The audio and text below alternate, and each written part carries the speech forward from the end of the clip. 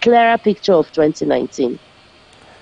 Okay, so before I begin to let you see the live chat and also ask and let you interact with the live audience, I want to ask one more question, which is to say, what do you think is your own chances, and if you are to sacrifice your ambition after all the primaries, mention like 2 or 3 of all these about 21 other aspirants that you think are worthy of, apart from you. I want to do another pact, online pact now.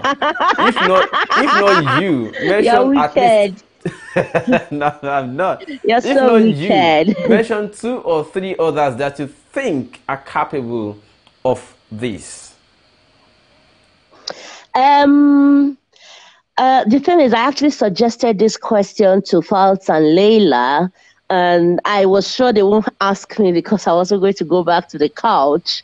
Unfortunately, now you are putting me on the spot the way I wanted to see them put all the other presidential aspirants on the spot. So I'm going to be a good sports person and play the same game I asked people to play with other aspirants, and I'm going to try my best to pick on the spot 3 aspirants that I could say, okay, we should consider for 2019 in the circumstances as of today. Now, I'll pick them in order of preference. So the first person I would say that have declared, of course, that I would right now consider to give support to, the first person would be, I'm sure this will shock the world, but it's actually the truth, and I will explain why. The first person would be Bukola Saraki. My reason is he has shown himself to be extremely independent of the establishment. This is somebody who defected from PDP, went to APC, and the APC didn't want him to emerge their Speaker of the Senate, President of the Senate. He defied all the powers that be and made it through to become the President of the Senate. And then they started running after him for all the charges they could possibly trump on him, good, true, some negative, some good, some, I don't know, true or false, we don't know. We never really got to see the end of that trial. But at the end of the day, there was this trial, major corruption scandal, whatever trials, and then he was able to manage that whole process and spent his entire 3 years plus in the Senate against all odds. And then we saw the moves to try to stop him to try and oust him from the Senate or whatever those things were. While they were arresting and blocking him at home, he was sipping tea in front of the Senate and making the decisions. And I was like, wow, that's somebody we need to learn from when it comes to playing politics in Nigeria. Whatever I had against him before, I had to start shelving that and start seeing all the other sides of his activities that actually meant if you give power to this person, it would be near impossible for anybody to say, I've got control of this man, he's got to do what I tell him to do. He's somebody that, whether it's good or bad, he's able to make up his mind about what direction he wants to take people. And then he's able to get the confidence of the people he's taking with him and then march with them towards that destination he sees for them. So all of these things I looked at and said, okay, I have my issues with Dr. Bukola Saraki. However, in terms of leadership ability and ability to stand firmly on his own position and not shift because some power blocks want him to shift, yes, he could do a good job for Nigeria. He's also young and he also has quite an interesting mix of staff. Like when you get to look at his inner caucus, his first 11, you will see women, you will see men, you will see older people, you will see tech savvy ones, you will see the ones that don't even know how to put on the computer, you will see the Muslims, you will see the Christians. He's actually an all-rounder. And because of that, it doesn't look whether you're Igbo, Yoruba, Hausa, Kanuri, wherever you come from. So because of that, I see him as somebody who is tolerant and he's not an extremist in the general sense like we see with Buhari and the Fulani killings and all. So I kind of feel, okay, this is a safe place to to bet. And I said, okay, now that he has declared, I've looked at it and forget all the other things I have against him. This is somebody Nigerians should be able to give the opportunity to lead if he comes through in the through the PDP primaries. The second person I would consider would actually be Fela Durotoye. I personally had a lot of issues with his extremely Christian way of running his campaign, because one of the worst problems we have with Buhari's regime is the extremely Muslim way they are running the Nigerian government. Religion is one of the worst of our problems. So I feel more comfortable with leaders in Nigeria who do not overemphasize their faith patterns, because you have to respect the other people's faith patterns and you have to make them comfortable. So you can believe all you want, you can do absolutely everything you believe you have to do for the faith you practice, but don't put it on everybody's face and don't put off those people that do not have the same faith patterns with you. So it is scary to have somebody who is extremely Christian, as it is scary to have somebody who is extremely Muslim, as it is also scary to have somebody who is extremely traditionalist. Imagine if somebody is coming here and saying Ahmadiyya had this, Ahmadiyya had that, and Obatala and Shongo and all that.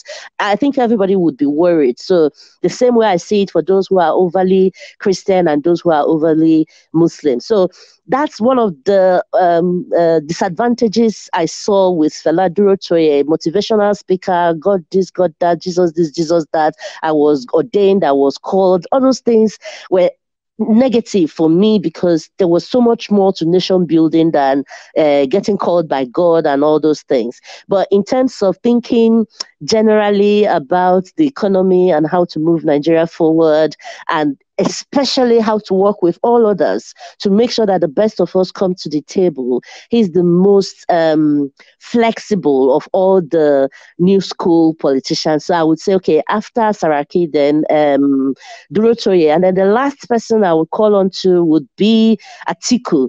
Not because he is experienced in government and all that, but also because he is also quite liberal.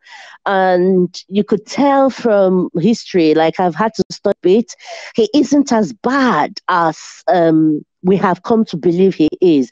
He has already gone from one party to the other, to the other, to the other.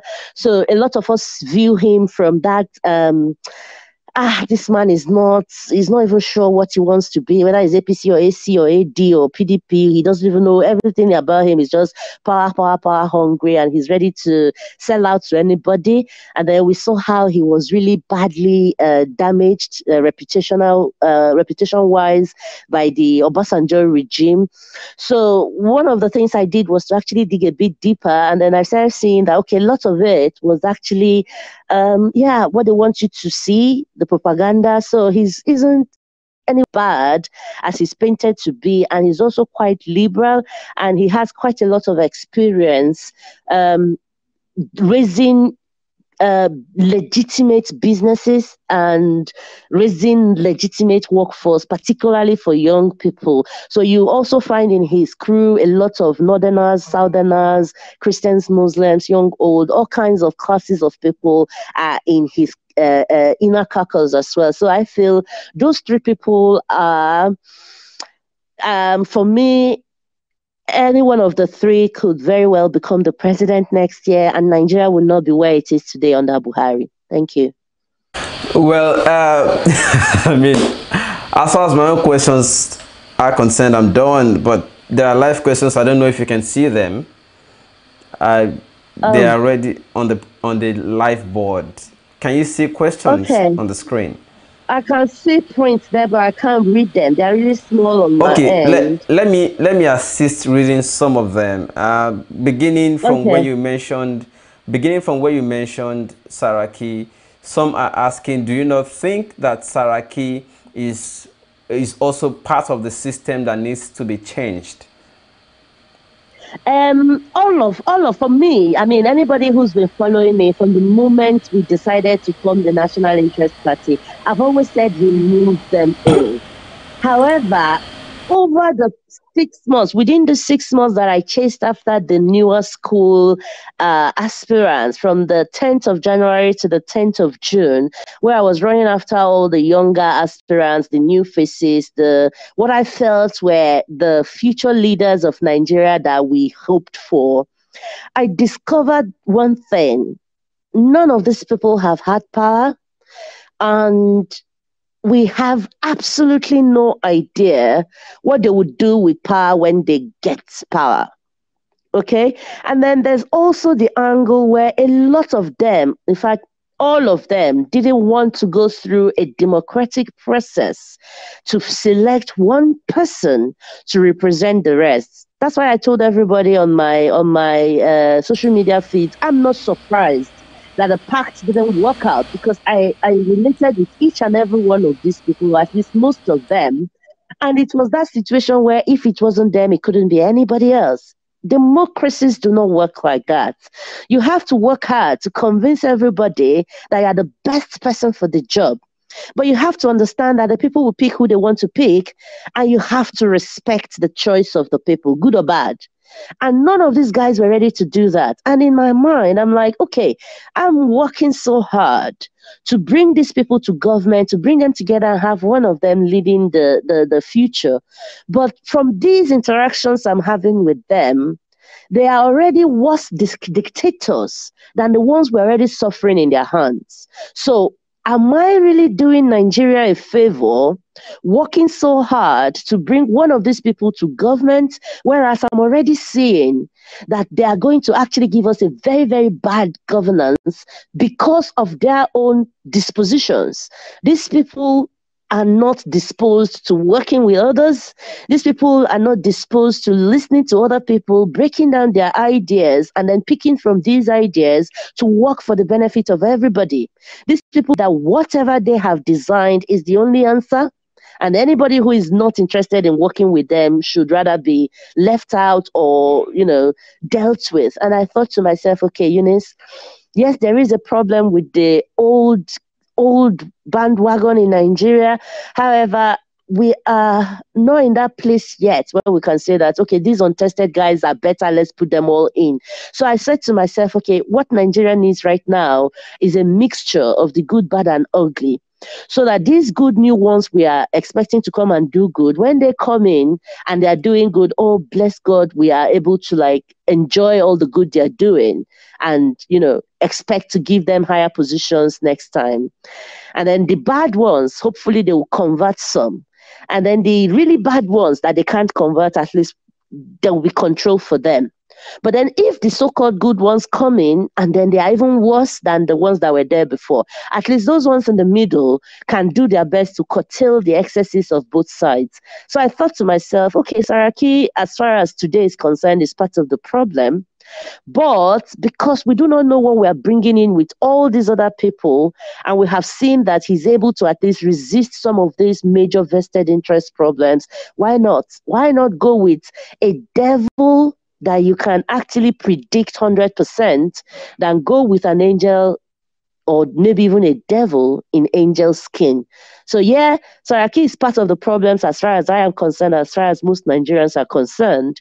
However, in this situation, I think he's the lesser evil, and I'm willing to take a chance with the lesser evil than risk destroying it all by picking the complete devil in angel skin. All right, thank you so much. There's so many comments actually, but I want to just pick the ones that I feel you should respond to. Some people are saying that since you mentioned Saraki and Atiku, that don't you, because IBB is Saraki's mentor or godfather, that are you, I mean, by chance also saying that IBB is also somebody you would have wanted to return or continue governance in Nigeria? God forbid. Why would I ever dream to return IBB in governance? Hell no.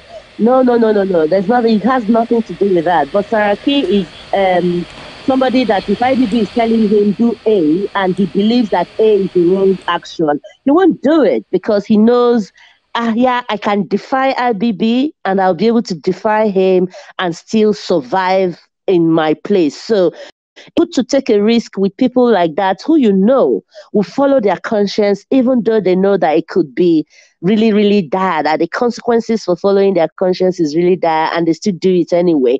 It's a better risk to take than to take a risk with somebody that you can just be blowing in every direction you want, because, you know, he will be listening to everybody and trying to please everybody.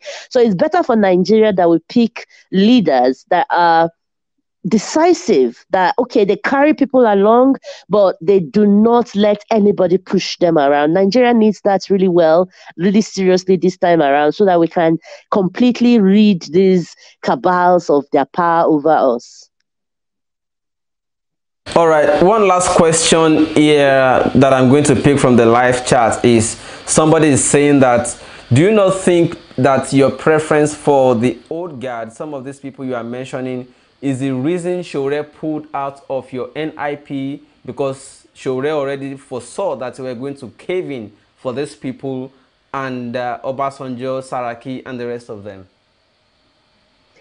I don't know what Saraki foresaw, but I think I don't know what Sowore foresaw. Yeah, I don't know what Sowore foresaw, but at the time I was dealing with Sowore and the other candidates, I was not at all seeing these angles I have seen today.